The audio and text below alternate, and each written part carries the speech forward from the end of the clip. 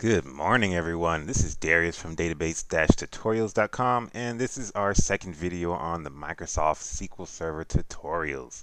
So in our last video, we walked through installing the Microsoft SQL Server 2017 Express server, as well as the Microsoft SQL Server Management Studio, in which we will be doing our SQL programming in.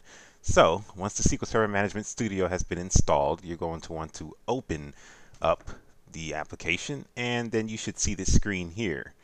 Once you get to the screen here in the server name portion, you're going to want to type in localhost, and your Windows authentication, you're going to want to leave that on the default, and you're going to want to click connect.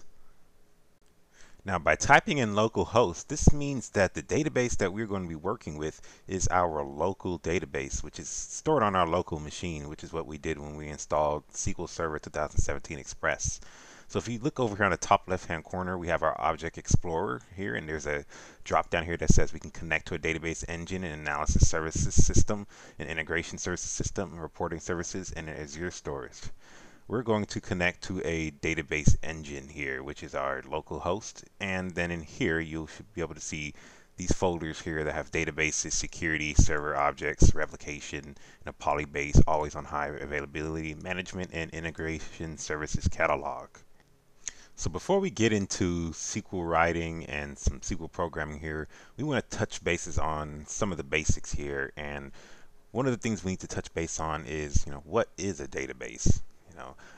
First thing about a database is it is a structured set of data that is stored on a computer that someone can access in a various amount of ways. Companies use databases to store all of the data that is transmitted through their application. Databases can be used for storing a history of payment transactions, invoices, customer vendor account information, updates to passwords, profile account modifications, and so on. Each database consists of a set of tables that contains the data that is sent and received from the application. I like to think of each table as a separate Excel spreadsheet that has rows and columns of data that can be accessed through a lot of different ways.